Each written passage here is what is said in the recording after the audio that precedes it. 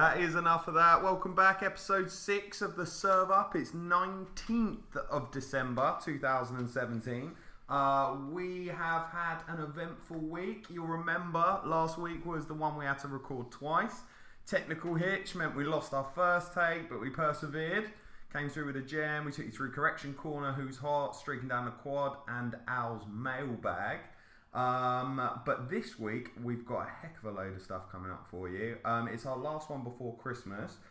We did actually, Alex, I've just remembered, after we recorded the last podcast, episode 5, do you remember my laptop just randomly cut out before I'd saved it? So Joe's had this problem with his Lenovo laptop. Double check. That was a Christmas present. It was a Christmas present, and it's great. It looks really slick, but for some reason it's randomly cutting out at the moment. So we thought we lost the whole podcast again, and it was episode 5. We did put out. But thankfully, it self-recovered. We managed to save it. Shout out to Audacity. We're picking up this editing stuff. We're actually we do one take podcasts here at the Serve Up. So if you like what we do, keep in the back of your head that we do it all in one take as well, if that makes it any more impressive. It's Christmas, Al. Merry Christmas. You feeling it this year? I am, mate. Mainly for the games that are coming up on Christmas Day. What we got?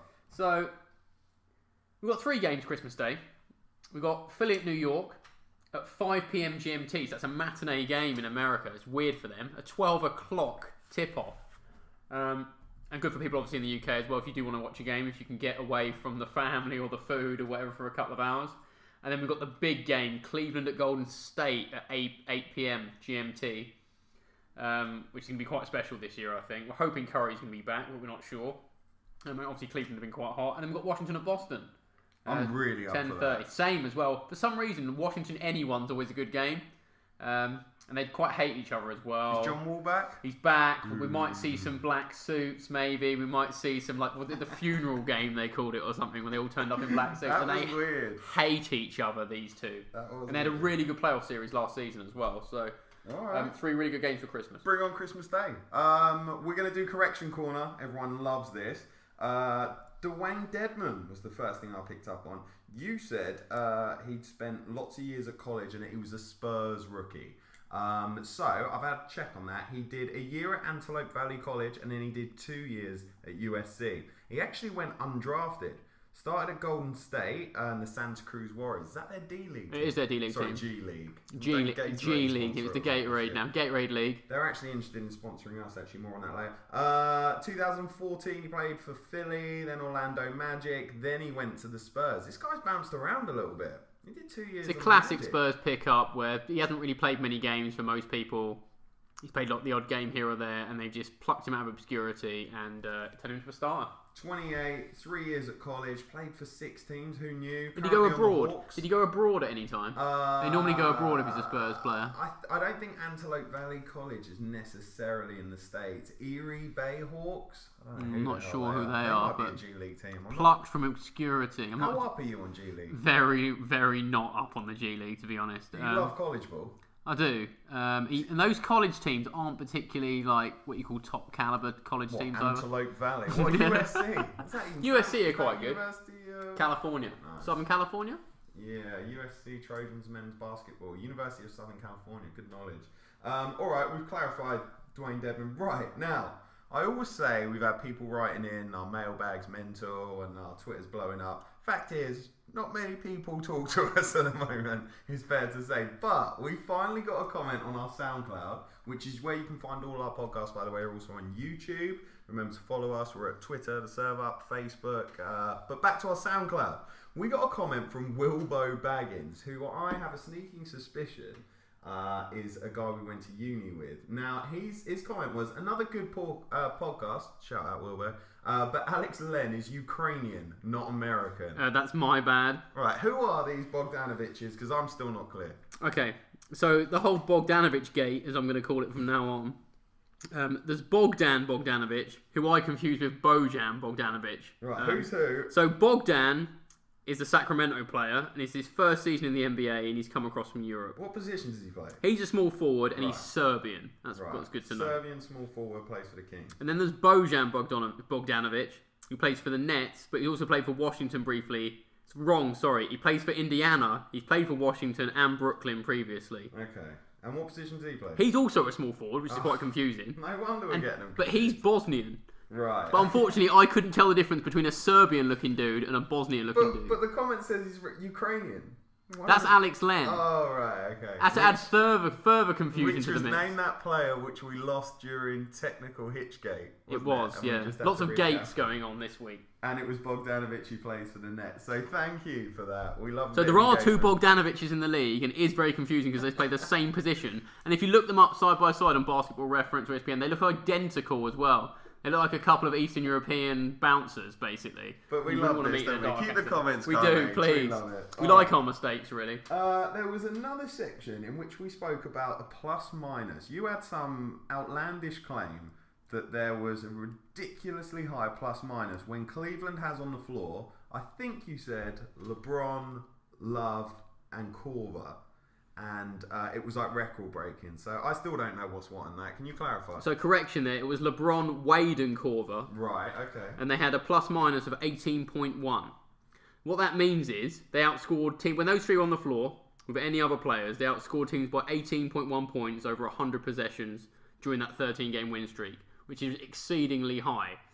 So with those three on the court, they were absolutely killing teams. And again, those three have continued to play pretty much solid since that winning streak broke down as well. They've been playing equally as well. So if you've got Korver, Wade, and LeBron on the team, you're not going to lose many games.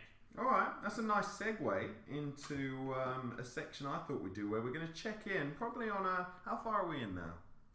I'd say we're a good third. I think almost identical. Actually, a third of the way through the season. Late 20s, most teams have played Yeah. in terms of games. But I wanted to check in on our pre-season predictions. Now, I've got to be honest, Al, I didn't take a photo of yours, but I know they're somewhere at our place, right? I have got mine in front of me, and I wanted to run through where I said teams were going to be versus where they are in the standings. Go for it. Okay, so top two in the East, I had Cleveland and Boston. How far off am I? Well, it's Boston and Cleveland, so you're pretty close. Okay, I had them both on to win roughly. I had 53 games for Cleveland, 52 for Boston, so not much in it. And are they on par? They're on pace for high 50s, maybe Boston early 60s if they continue it. Okay, tell me where I go wrong. I then went Washington 3rd, Toronto 4th, Milwaukee 5th. So it's actually Toronto 3rd, so you weren't too far off with them. Washington are actually down in 7th, Damn. but they've had no John Wall for half the season, so That's that's true. probably account for that. And he's going to have a big second half, isn't he? And then the Bucks, I think you had as well. Bucks They're are in 6th, so they're not far off at all. I then had Miami, Charlotte, and Philly, and that's the playoffs. That's 6, 7, and 8. So Miami are 9th.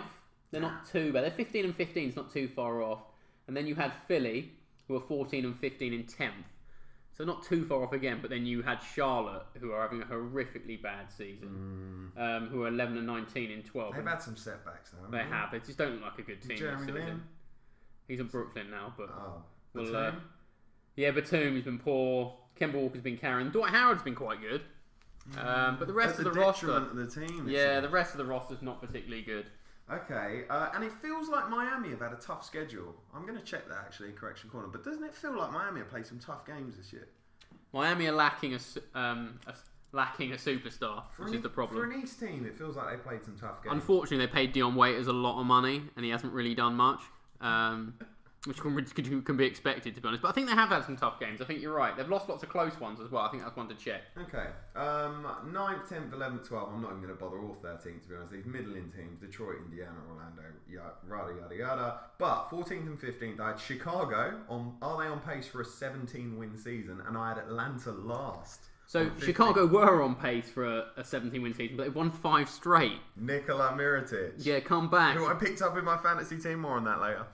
A side note to that, he stopped pump faking in his Oh, in an interview recently. He said, or someone asked him, "What's the change in your game this season?" He's like, "I've just stopped pump faking no one." So he just shoots the ball now. He seemed to have this issue last season where he's pump faking ghosts left, right, and centre. So So it wasn't that Bobby Portis punched him. no. Apparently they get on quite well now. Maybe because he's probably scared of Bobby Portis because he fractured his jaw. But that's another There's question. a quote, isn't it? You only truly know someone when you fight them. Where's that from? I think that's from The Matrix, It yeah. is. I think the key is never fight Bobby Portis, that we all know. Isn't that dude's name the key? No, he protects the key. I protect that which matters most. And he protects that key. I don't know what that dude's name is. Okay, forget it. More on that later. We'll put that in correction corner. Who's the Chinese dude in white that fights Neo in... Is it Revolutions or... It's the second one. It's not that... Reloaded. It's not that rubbish third movie. Alright, we'll do a separate pod on that. In fact, I know a guy who runs Matt Does Movies. Shout out to Matt. He does a very good podcast where he's running down the top 100 films of all time. They must have done Reloaded at some stage. I think they're getting to it. It's slowed down a little bit. I think they've only done 3 or 4 episodes, but we're doing 100, aren't we? Oh, easy. Keep listening. No okay, problem. right, let's jump straight to the West. I had Golden State first, 69 wins. Was that optimistic? Slightly optimistic, I think. I think they're going to cruise the regular season. They're not probably even in the top high of the West, 60s. are they? They're not. They're in Houston at second. They're 61. 24-6 in second. Will Houston win 61 games? Houston can win 61 games. Will they win the West? I think they will win the West. They're 25-4. They're only a game and a half ahead of Golden State at the moment, but I think Golden State are going to take most of the regular season off and happily go through in second, which could be a problem for them if they have to play the Spurs in the playoffs in the second round. Okay, well I had Spurs third. At Spurs 59. are predictably in third place Nice. at 21-10. I then had OKC for a 50-win season. Was I way off the mark there? They're 15-15 currently, so it looks God, like they're so on pace for about 41. Yeah. They could pick it up a bit, to be fair. They've showed improvement of late, but it's not going particularly well for them. Okay, I went a bit off piece there. I had Denver at 5th. I was really high on Denver. They're joint 5th, 16-14. Okay, I had them at 47. I don't feel they played well this season either. No, they've got another gear to kick in. They definitely got another gear. Alright, I've got 6, 7 and 8 to round out the playoffs. Minnesota, Clippers, Portland. Minnesota are nicely in 4th at 18-13, with Portland then in 5th at 16-14. Clippers. I didn't know Blake was going to go down. Look, no one can say it. It's not just Blake. They lost 4 of their starting 5 to major injuries within like 2 weeks. No one could have predicted that. No JJ Redick. They lost Teodosic. They traded JJ Redick in the summer. We went on as a free agent.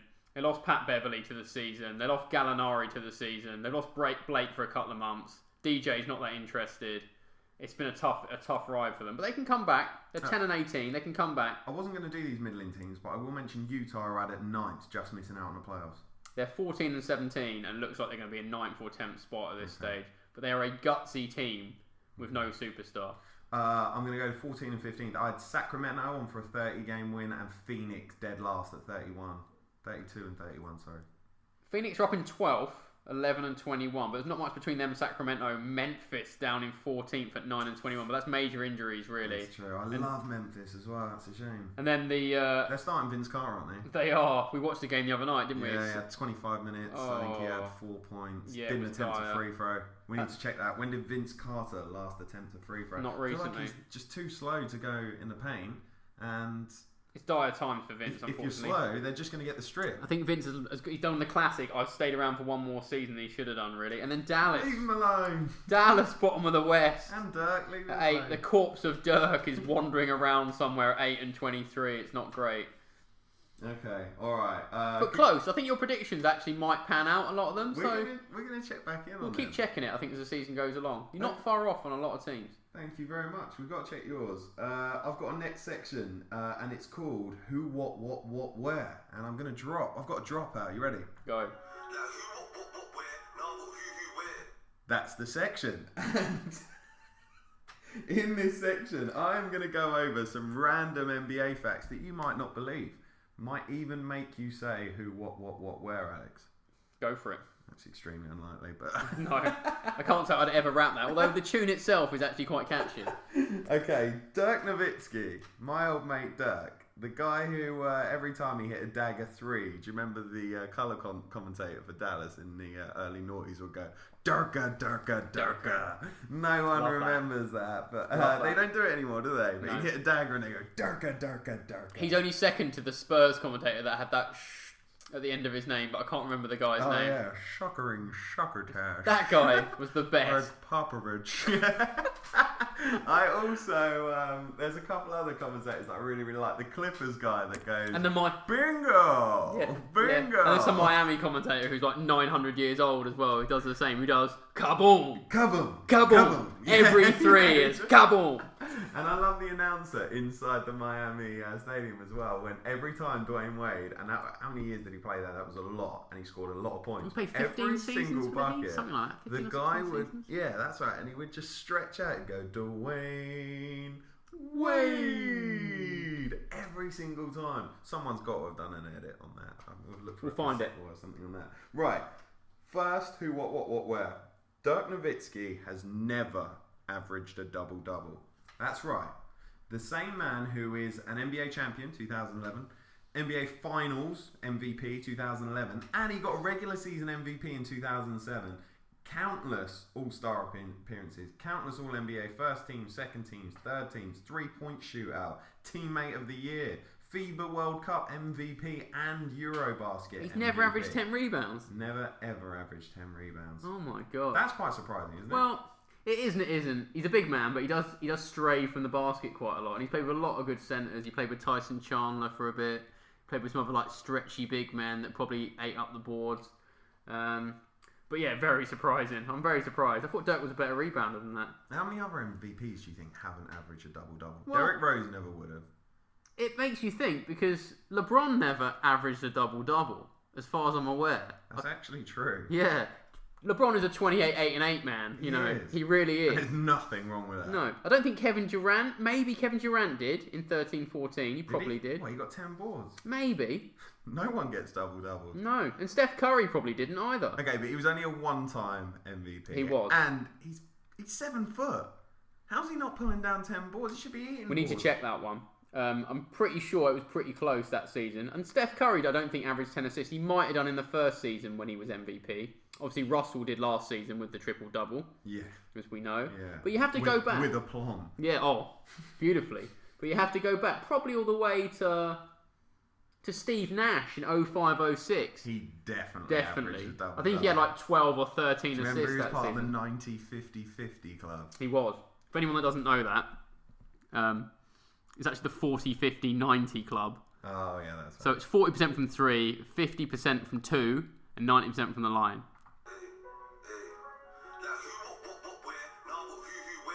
That's all I have to say about that. Next, Mirotic. Why won't he pass the ball out? I've got some stats here for you on Nikola Mirotic. As well as he's playing for Chicago, are they just going to shut him down soon? Because they don't want to win games. Unfortunately, they're on some sort of winning streak at the moment. We've got a wider theological discussion about should it be right for teams to tank. Well, we'll do that later in the season. I'm now scared that the Chicago are actually all right. Like I've panned them all season, but all of a sudden they started playing half decent. Chris Dunn looks okay. Let me give you a Mirotic. Mirotic looks okay. He's scared of Bobby Portis, I know that, but he looks good. Right, he scored 120 points in the last 5 games since December the 10th. Guess how many assists he's had in that time? 120 points. And in terms of minutes played... How many minutes has he played? He's played 2 hours and 20 minutes for so 120 points, and I want to know... So he's played 2 hours and 20 minutes of basketball, yeah. which is how many games, roughly? It's 5 games. So he's played 5 games. 120 points. He's on an absolute tear. In that 5 games, you'd have thought he'd got 2 assists a game. Maybe. So 10. So 10. Yeah. He's got 4. Oh my god. And in 3 of those games, he got 0. So he posted 29 and 0, 24 and 0, 19 and 0. And then he has reeled off a couple. Someone's told him, you got to grab a couple of assists. It's maybe the reason Bobby Portis laid him out. Yeah. I don't know. Maybe he really doesn't pass the ball. You heard it here first. Bobby Portis laid him out because he doesn't pass the ball. I think it was wider reasons for that. I definitely want to leave that one on there because that's awesome. Giannis. His MVP case has completely evaporated. Oh, it's gone, mate. There is no case. Everyone's beaten up on the Bucks. What's going on in Milwaukee, and why isn't Giannis as good as he was for those first 10 games of the season? I think Giannis put his whole season's effort into those first 10 games. He was averaging like 35 and 12 and like 2 blocks. He's still playing decent defense, but the problem with that team is not the players. Unfortunately, it's Jason Kidd, the coach. He's insistent on playing this really aggressive trap-in defense where they try and go for steals constantly and they're trying to go for turnovers, but they just give up 3-point shots. They just give up so many 3-point shots to everyone. And it happened last season. It happened in the playoffs. They got figured out in the playoffs by Toronto last season. And they've been figured out very quickly this season. Although they're a good team. Do you fear the deer? I don't think many teams fear the deer, especially not in a 7-game series. I think in a 1-game shootout, they'd be quite good because they're quite a unique team.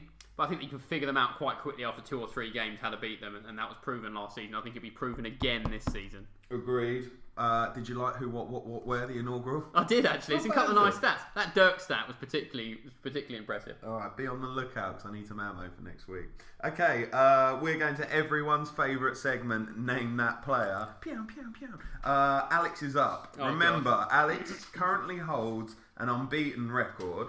You've named every single player within the number of questions that, or clues that I've given you, sorry. So what I've done is I've made it a bit more tricky. Oh, great. Stakes are higher. I'm going to give you 4 clues Yep. in the same format per player. So you're going to get the same information per player because previously we were getting a little loose with rhymes with Nissan or something. We had one where like, it was an Alex Len, and you had like a Lend a Hand Foundation, I believe. No, it wasn't. It was Chuck E. Cheese or one of the fast food restaurants. You were like, "There's a Taco Bell for Raj Bell." Yeah, so there'll be no more of that. We're formalising this now. Right? Okay, you ready? Yep. Okay. So name that player. Player 1. Alex protecting his unbeaten record. This player retired in 2015. Oh, he's an oldie. I don't like oldies. After playing 16 seasons for 5 different teams as a small stroke power forward. So, I'll go through that again. Retired now. Did that in 2015, so he's been out of the league a couple of years. Played 16 seasons for 5 teams as a small power forward. Do you want another clue? So he was a power forward. Or a small forward. He played Okay, both, so he was a combo forward. Yeah. Okay, which probably means he's a bit short to play power forward, and probably too fat to play small forward. Okay, Pretty much. Do you want another clue? yeah, I have another clue. Started in Phoenix and finished in Cleveland. In those 16 years for those 5 teams, started in Phoenix, finished in Cleveland. Started in Phoenix. So he was drafted by Phoenix. 1999. Oh, Jesus. So he was drafted by Phoenix in 99 and he finished his playing career. In Cleveland in 2015. What was going on in Cleveland 3 years ago? Oh, yeah, lots of veterans. It was indeed. Okay. No, I need another clue. I'm nowhere at the moment. Absolutely nowhere. He finished with careers averages of 13 points, 7 rebounds, and 3 assists. Okay. I still need more information. This is very difficult. Sure, you don't even want to throw a name out there? I was thinking someone like Antoine Jameson, but I don't think it is. Not, no. But yeah, right ballpark. Okay, in 2014, he passed the 17,000 point, 9,000 board, 1,500 steals, and 1,000 blocks club. So this guy does a bit of everything. And he joined 3 other players, which was Hakeem the Dream, Karl Malone, and Garnett. Oh my god, that's an exclusive list. That is an exclusive. It really club. is. You give me those numbers again? Yeah, 17,000 points, Yep. 9,000 rebounds, 1,500 steals, and 1,000 blocks. He finished with career averages of 13, 7, and 3. I need more information. Started in Phoenix, finished in Cleveland. 16 seasons. Only retired 2 years ago, so definitely someone you'd know. And for that long, that's almost Hall of Fame, isn't it? It's got to be pretty close. You'd have thought. He'd wait for 2020 because I think you have to be inactive for 5 years before you're considered for the Hall of Fame, right? I didn't know that actually. Yeah. Is it really a 5-year wait? Yeah. Okay. So he's still got a couple of years before he'll be considered, but these are kind of Vince Carter-y numbers, aren't they? 13, 7, 3. Vince probably a bit bigger scorer, but similar sort of career. I'd say someone like Caron Butler. Not bad. But it's not him. No, because he wasn't drafted by Could this Phoenix. be your record done? I'm not going to put pressure on you if you want to think. You definitely know the player. You will kick yourself a little bit. But I seem to do it every week, so I'm not going to feel too sorry for it. And this is a tough one. This is. I don't know. It was Sean Marion. Oh my The Matrix. God. I never knew he played for Cleveland. Finished in Cleveland with Bronny that year when they brought all those vets God. along. I can't believe I've lost my streak on And the Sean Phoenix Marion. years, the Dallas years. He did a tiny stint at Toronto where he did my favourite dunk of all time. We'll put that on Twitter. I can't believe I've messed up on the Matrix. Oh my He God. dunked on Danny Granger and it was the most Oh my God, amazing my thing record's ever. just fallen away. Let it go, mate. You're like 9-1. Do you want another one? Yeah, go for it. Let's see if I can... Number 2 is another retired player. And he also played 16 seasons for 4 teams. And I'll tell you now, it isn't anyone you've already mentioned.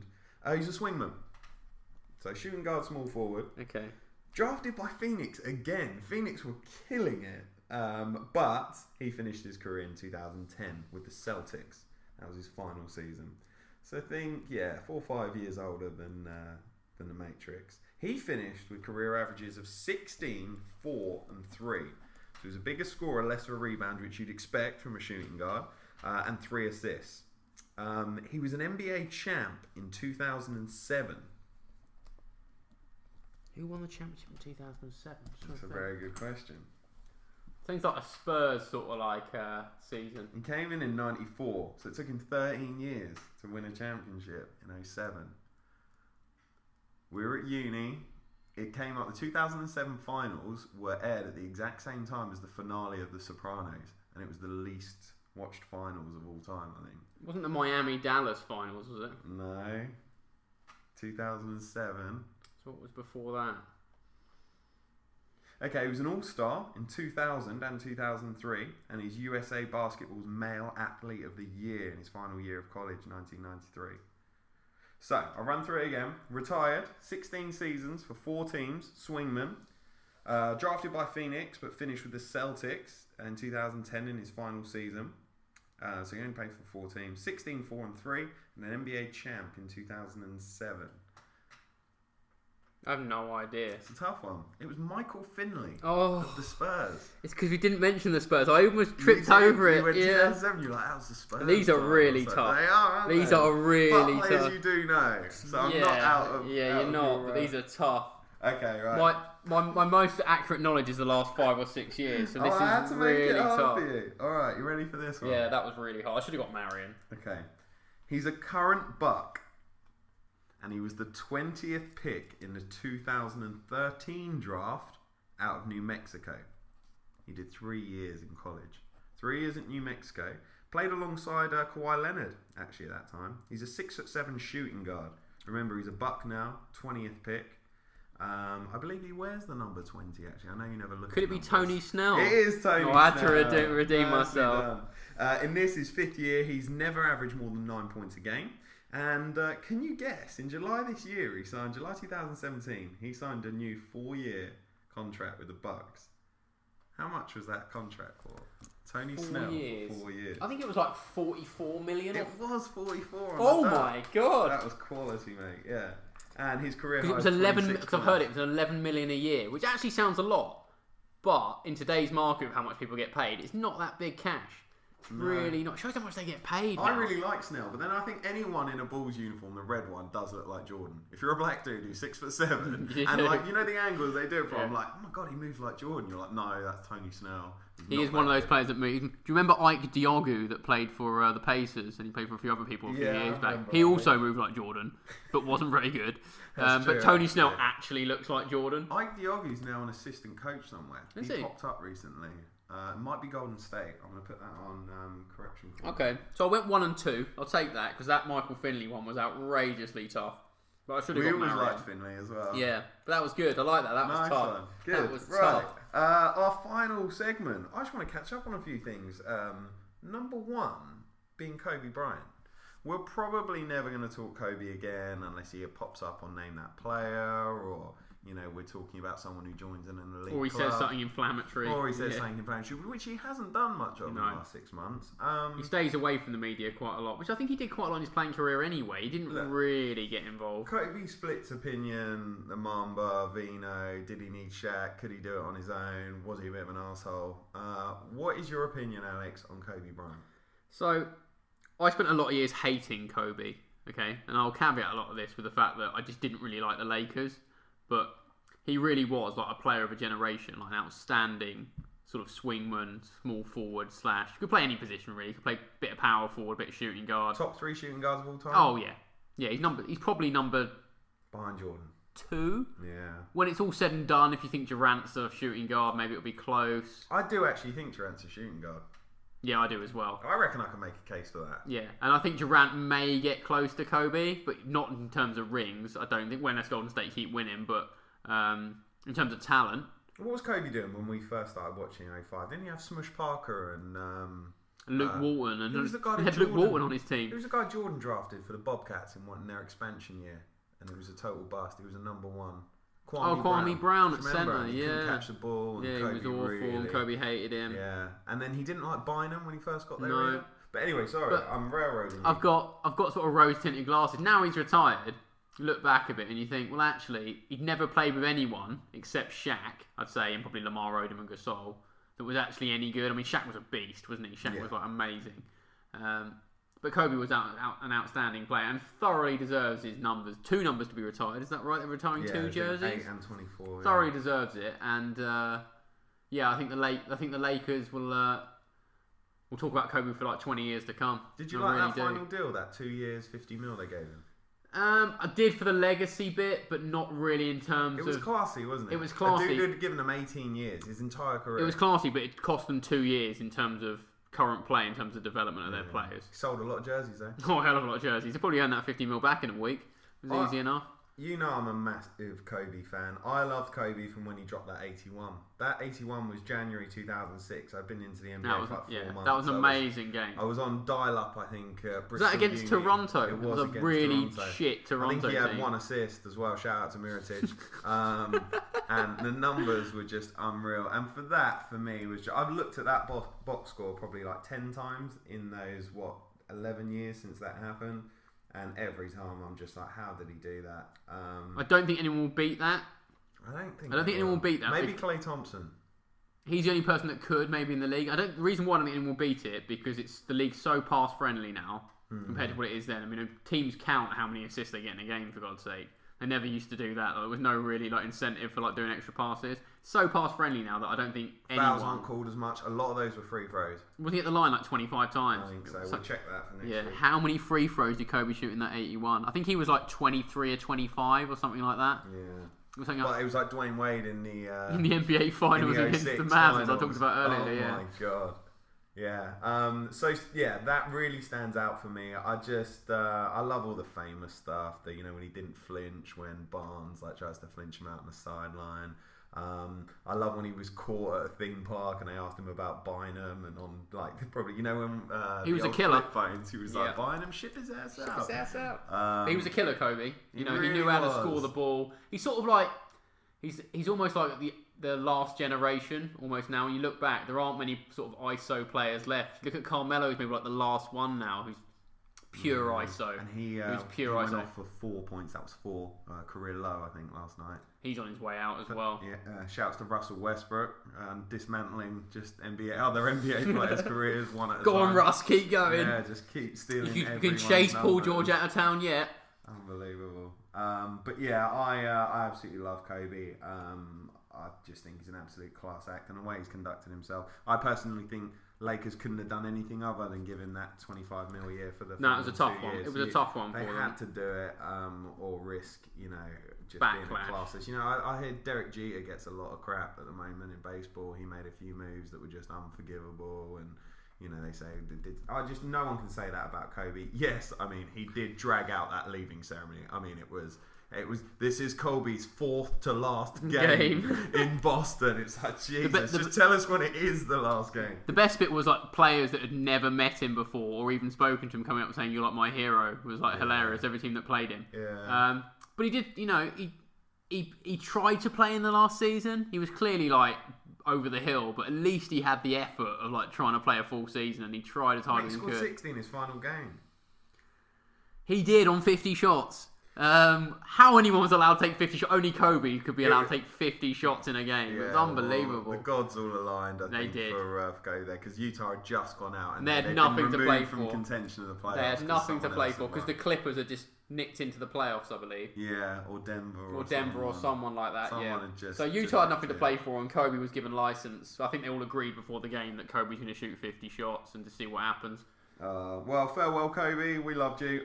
Trade deadlines out. We were going to do a special pod on a trade deadline, which passed on the 16th of December. What happened there? I was going to do one because I wanted to talk about a couple of trades that actually happened, but it seems everyone's just staying put at the moment.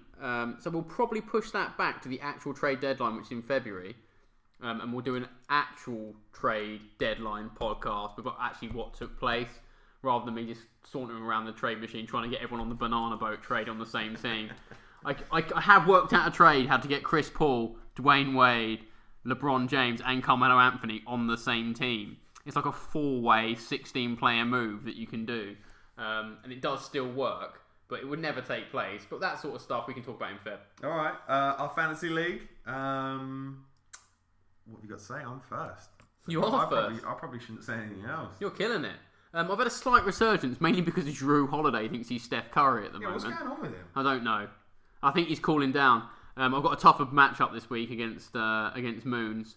Ooh, so the Moon Warriors. The Moon Warriors, the only female in our fantasy league. Shout out to women everywhere. I'm definitely going to lose this week, as I've said that basically I couldn't do a trade with her because she was a female and it was a joke, but I don't think she took it very well. I put the popcorn emoji up. Yeah, I was like, yeah, but she's absolutely going to kill me, and the gods aren't with me this week. So okay, run through your squad quick. We got like 30 seconds out. I'm going to do mine. So I've got Lillard, Etuan Moore, Oladipo, Oubre Jr., who I just pulled in actually because James Johnson got injured. So I picked up Oubre. I've got LeBron James. Picked him up 10th. Can you believe that? We've got 9 people in this league that are very pissed off. They didn't go for LeBron. My combo guards are still playing well. So I've got Drew Holiday. I've got a bit of Wes Matthews. Okay. I've got Conley and Curry who are still injured. Unfortunately, I've got Enes Kanter. I've got a couple of other combos as well. I can't think of the names right now. We're going to do a special fantasy pod. We'll do one, yeah. But I think and we might get some of the league members. We're on a very lively WhatsApp group. And a couple have dropped some hints saying that they want to do guest pods. So we might have our first ever guest appearance out. How do you feel about that? I think we should, because a couple of the members go back in terms of their knowledge as well. We've got a couple of guys. They know their shit. They do. There's schmucks in our group. They know their shit from the 90s as well, way back. We've got no dead weight. In fact, there were 2 teams that were dead weight, and one's already decided to pull out. And I think the other one's being sorted out in terms of a sub coming in. So maybe we get Wilbo Baggins in. You know, our commenter on SoundCloud. He knows his Bogdanovich. I'll give him that. He does. All right, that's it. That's enough of us. Please come again.